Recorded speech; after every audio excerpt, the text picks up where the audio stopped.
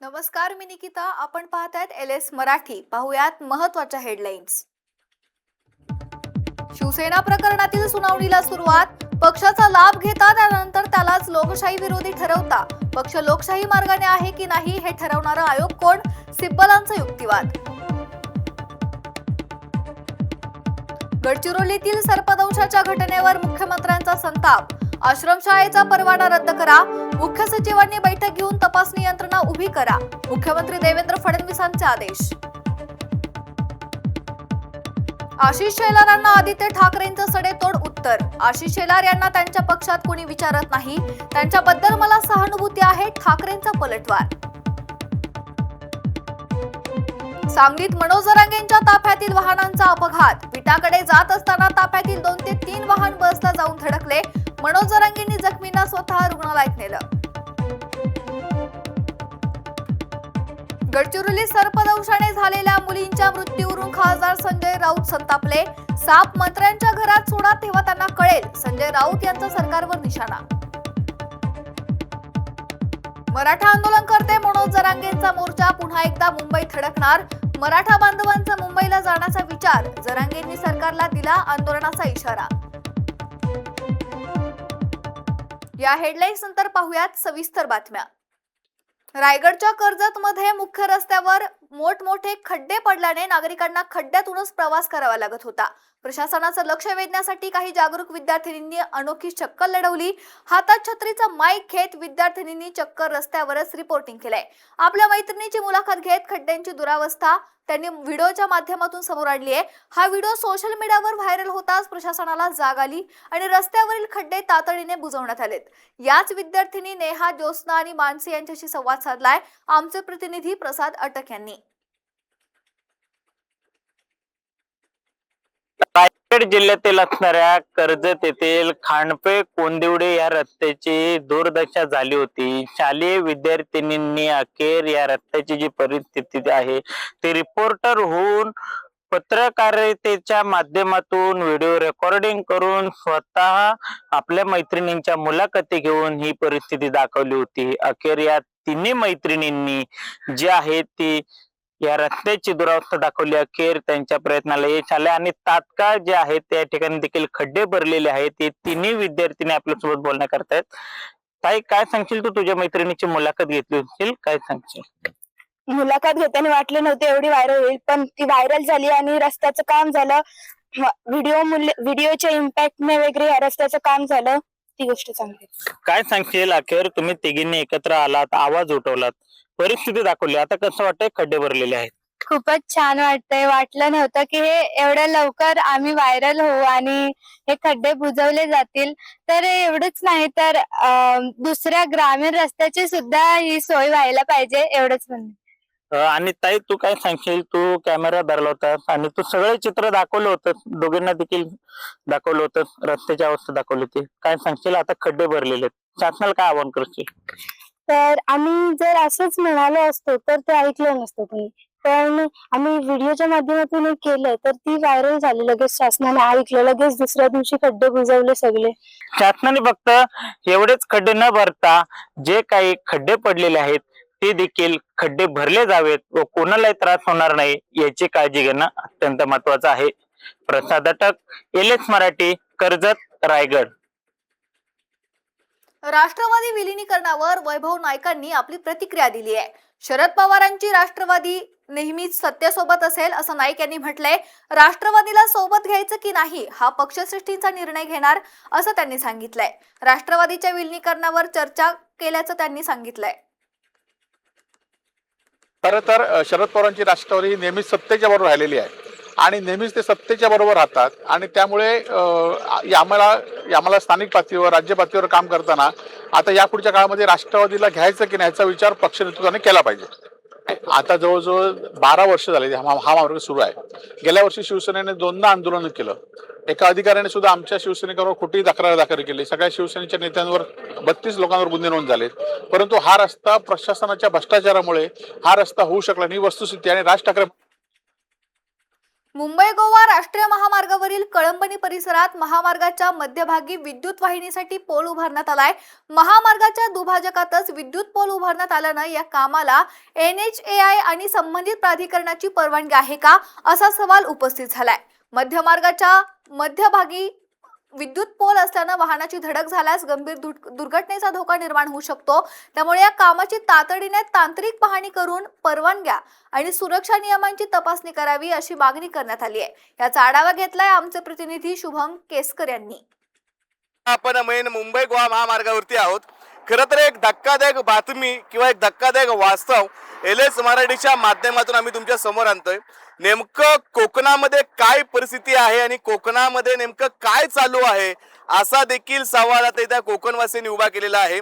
मी आता जिथं उभा आहे ती कळंबणी ग्रामपंचायत आहे आणि माझ्या पाठीमागं जर बघितलं तर हा हायवे आहे, हा नॅशनल हायवे आहे, मुंबई गोवा महामार्ग आहे. आणि ह्या मुंबई गोवा महामार्गावर जर तुम्ही बघितलं तर बरोबर मुंबई गोवा महामार्गाच्या मध्ये जो डिवायडर आहे, जो मधली लेन आहे, त्याच्यामध्ये भला मोठा लाईटीचा खांब हा या ठिकाणी उभा करण्यात आलेला आहे. सर्वात महत्वाचा पहिला म्हणजे नियम जर तुम्ही लक्षात घेतला तर नियम हा सांगतो की महामार्गावरती कोणत्याही प्रकारचा औद्योगिक जो पोल आहे हा उभारण्यात येत नाही. हा नियम पहिला सांगतो. त्यासाठी अंडरग्राऊंड वायरिंगची तरतूद केलेली आहे. सरकारने ह्या कामांसाठी करोडो रुपयाचा निधी महावितरणाला उपलब्ध करून दिलेला आहे. सर्वात महत्वाचा विषय आहे की करोडो रुपयाचा निधी हा अंडरग्राऊंड वायरिंग साठी करण्यात आलेला आहे. पण जर करोडो रुपयाचा निधी जर सरकार देतंय मग ही अशी वेळ काय येते? आज मुंबई गोवा महामार्गावरती गाड्या थांबून, हायवे थांबून लोकांच्या जीवाशी खेळ करून हे लाईटीचं काम केलं. तुम्ही जर बघितलं तर मी कॅमेरामॅनला विनंती करीन रे बघा कशा प्रकारे तिकडे गाड्या थांबवल्या जात आहेत. कोणत्याही प्रकारचं पोलीस अधिकारी या ठिकाणी नाही आहेत. नेमकं महावितरण अधिकारी हे कुणाच्या जीवावरती करतायत? त्यांचा जो हा कारभार चालू आहे हा नेमका कुणाच्या सांगण्यावरनं चालू आहे? ग्रामस्थांच्या जीवाशी खेळण्याचा अधिकाऱ्यांना कुणी दिला? आणि सर्वात महत्वाचं म्हणजे हे कितीपत योग्य आहे की मुंबई गोवा महामार्गाच्या लगतच जर तुम्ही जर लाईटीचा पोल उभा करू शकत असाल, हे कुठल्या कायद्यामध्ये सांगतं हे पण लोकांसमोर येणं तेवढंच गरजेचं आहे. कॅमेरामन आदित्यसह मी शुभम, LS मराठीसाठी खेड. यानंतर बातमी आहे नाशिकमधून.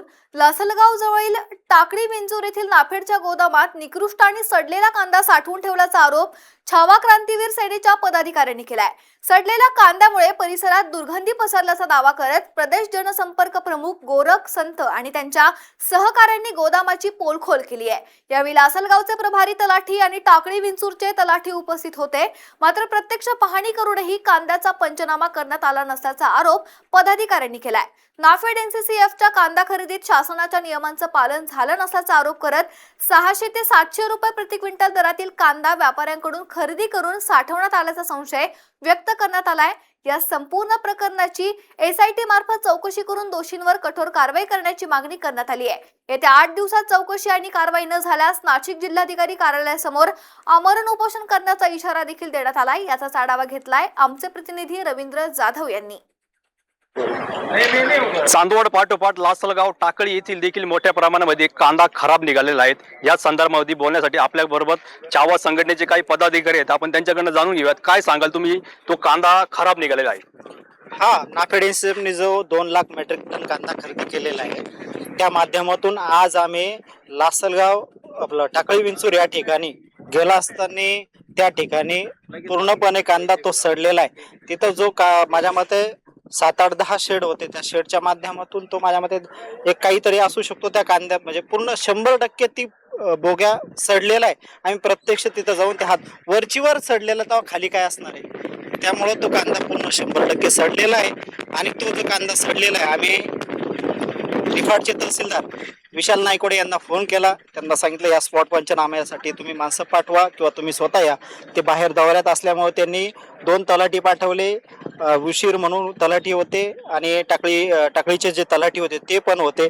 ते प्रत्यक्ष तिथं येऊन त्यांनी पण पाहणी केली. त्यामध्ये पूर्णपणे कांदा सडलेला आहे. तो मार्केटमध्ये येण्याजोगा कुठल्याही प्रकारे कांदा नाही. येणाऱ्या काळामध्ये तो कांदा जर सडलेला आहे, मी जर नाफेड NCCFच्या अधिकाऱ्यांना चॅलेंज करतो, कारण तो पूर्णपणे सडलेला आहे. तो मार्केटमध्ये आणून आमच्या शेतकऱ्यांच्या कांद्याचे भाव पाडण्याचं काम नाफेड NCCF करतं. त्याच्यामुळं येणाऱ्या काळामध्ये नाफेड NCCFने कांद्यामध्ये खरेदी करू नये आणि आमच्या शेतकऱ्यांमध्ये ढवळाढवळ करू नये. जर येणाऱ्या काळामध्ये नाफेड NCCFच्या ही भ्रष्टाचार बंद नाही झाला तर आम्ही गेल्या 3 तारखेला कलेक्टर साहेबांना पत्र लिहिलंय. त्या पत्रामार्फत या सगळ्या भ्रष्टाचाराची जिल्ह्यामध्ये पूर्ण चौकशी करून SIT स्थापन करून त्या माध्यमातून चौकशी करावा आणि ती चौकशी झाल्याच्या नंतर यांच्यावर जे दोषी आढळतील पूर्ण संबंधित पूर्ण टोटल अधिकारी, त्याच्यानंतर जे शेतकरी आढळतील त्यांच्यावर सुद्धा देशद्रोहाचा गुन्हा दाखल करावा. जो शेतकऱ्यांनी एप्रिल मे मध्ये जो कांदा विकला होता तो कांदा व्यापाऱ्याकडनं नाफेडने खरेदी करून तो साठवून ठेवलेला आहे. तर साठवून ठेवलेला कांदा जेव्हा आज आम्ही बघायला गेलो तर आज त्या ठिकाणी कांदा हा 80% ते 90% खराब झालेला आहे. दोषींना कठोरात कठोर शिक्षा देण्यात यावी अशीच मागणी संघटनेकडनं करण्यात येत आहे. रवींद्र जाधव, LS मराठी, लासलगाव. आता बातमी आहे परभणीमधून. परभणीत गर्भवती महिलेचा मृत्यू झालाय. याबाबत 5 जणांवर गुन्हा दाखल झालाय. अँब्युलन्स अभावी या गर्भवती महिलेचा मृत्यू झाल्याची माहिती समोर आली आहे. दोषींवर कठोर कारवाई करण्याची मागणी नातेवाईकांकडून करण्यात आली आहे. या संदर्भात 3 डॉक्टर आणि 2 चालकांविरोधात गुन्हा दाखल करण्यात आलाय. त्यांच्या अटकेची मागणी देखील करण्यात आली आहे. मध्ये दिनांक 8 ऑगस्ट रोजी एक अत्यंत दुर्दैवी घटना घडली आहे. जिंतूर येथील पेशंट जो महिला गर्भवती होती त्या महिलेला परभणी येथे स्त्री रुग्णालयामध्ये दाखल केले होते, पण उपचाराअभावी त्या महिलेचा मुलाचा मृत्यू झाला. आणि ही घटना घडल्यानंतर पूर्ण वैद्यकीय क्षेत्रामध्ये निष्काळजीपणा झाल्यामुळे उपचार न मिळाल्यामुळे एका चांगल्या महिलेचा मृत्यू झाला. आपण त्यांचे नातेवाईक आहेत त्यांच्याशी बोलूया. क्या हुआ था भैया उस दिन 6:30 बजे लेके आए थे हमारे बहन को और डॉक्टर ने बोले 108 पे फोन करो बोले, और डॉक्टर ने भी 108 पे फोन किया था, एम्बुलेंस आई नहीं और उसमें के जो डॉक्टर है वो भी आई नहीं. 9:30 बजे तक वो हमने रास्ता देके और 9:30 को है तो उन्होंने है तो एम्बुलेंस लाए और हमारे बहन की है तो 9 बजे के अंदर ही इंतकाल होगा. 2-3 घंटे के अंदर उनका है तो इंतकाल होगा और डॉक्टर के हैगे की वजह से ये होया. और हम ये चाहते हैं कि डॉक्टर को कड़ी से कड़ी सजा होना चाहिए. तो मैडम ने बोले इनको नांदेड़ को लेके जाना पड़ता. बोले मैंने ठीक है, ये हमारे भाई है, उन्होंने 108 को कॉल करे. उसके बाद में फिर वो कॉल करने के बाद में बोले कि 10 मिनट में एम्बुलेंस आएंगे बोले. उसके बाद 10 मिनट के बाद फिर हम कॉल करें, उन्होंने बोले कि 10 मिनट बोल के 3.5 घंटे में आएंगे. एम्बुलेंस नहीं आई ना, उसमें ड्राइवर आया ना एम्बुलेंस. तर मी विष्णू साहेब यानंतर बातमी आहे गोव्यातून. गोव्याच्या राजकारणात मोठी घडामोड समोर आली आहे. माजी मुख्यमंत्री लक्ष्मीकांत पार्सेकर यांनी आगामी विधानसभा निवडणूक मांद्रे मतदारसंघातून लढवण्याचा निर्णय जवळपास निश्चित केलाय. सध्या स्वतंत्र असलेल्या पार्सेकरांनी आपण निवडणूक लढवणार असल्याचं स्पष्ट करत मांद्रे आणि पेडण्याला चांगले दिवस आणण्याचा विश्वास व्यक्त केलाय.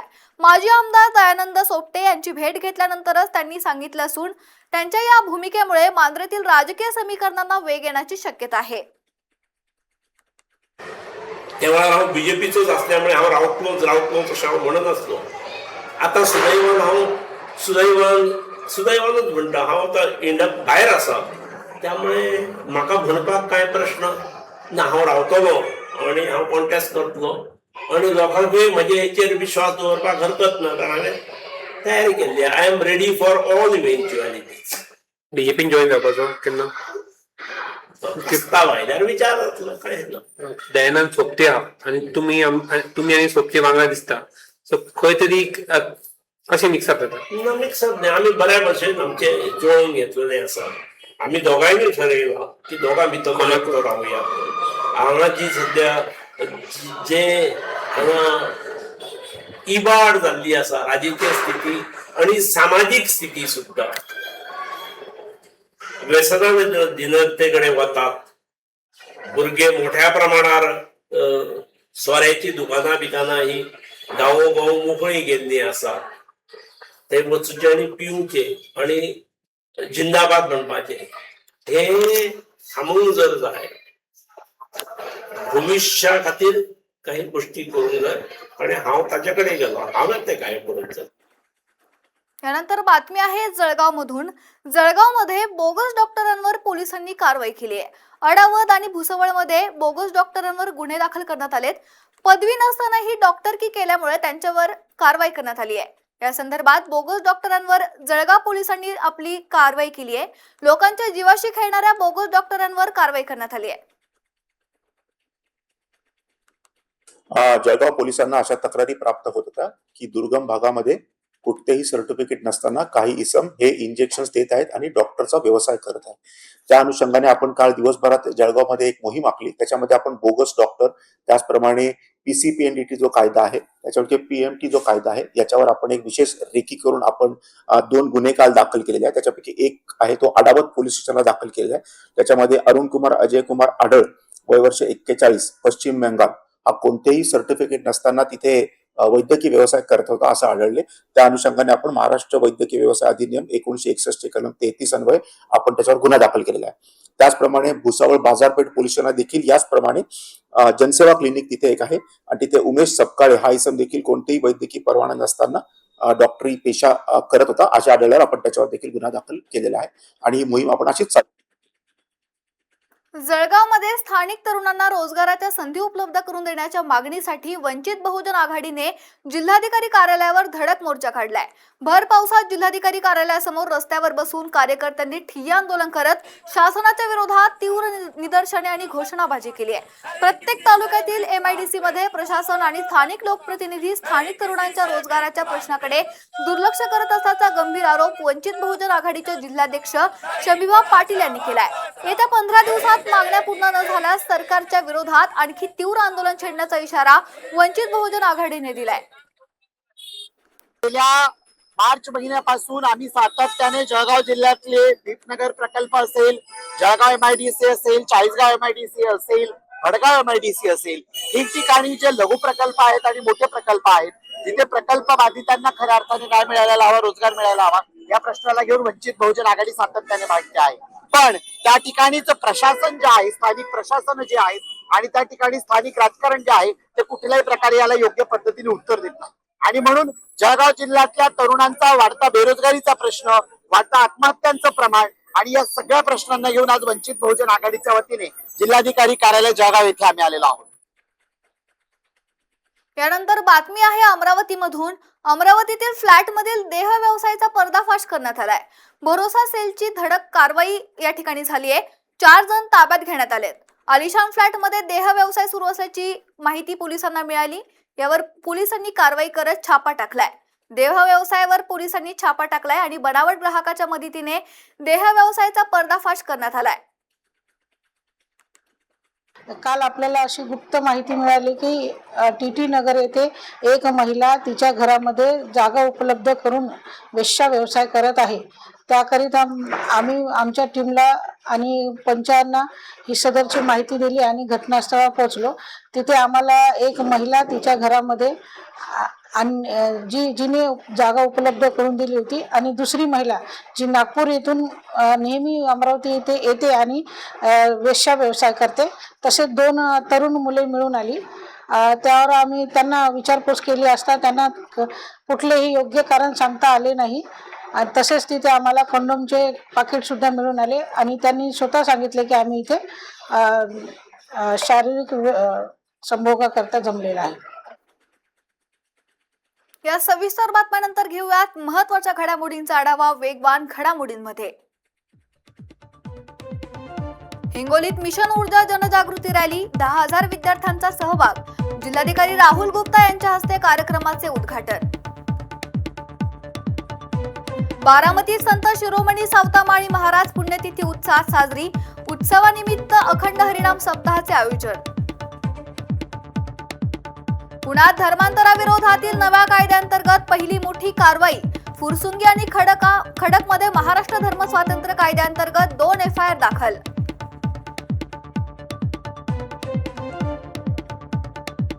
इंदापूरमध्ये आजपासून पुढील 3 दिवस भिगवण मासळी बाजार बंद.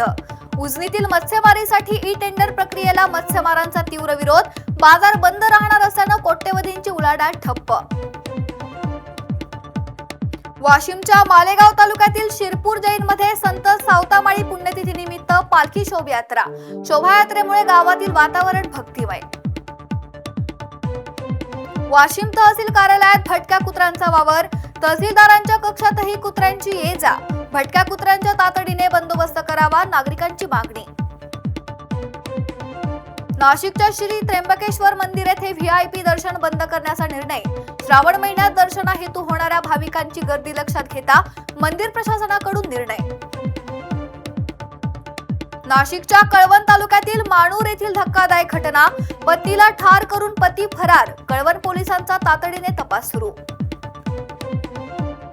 पुण्याच्या दौंडमध्ये शेतीच्या वादातून 2 गटांमध्ये हाणामारी. यवत पोलीस ठाण्यात दोन्ही बाजूंवर गुन्हे दाखल.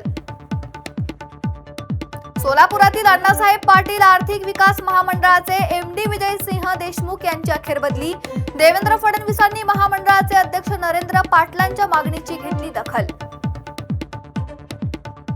या होत्या महत्त्वाच्या घडामोडी. पाहत रहा LS मराठी.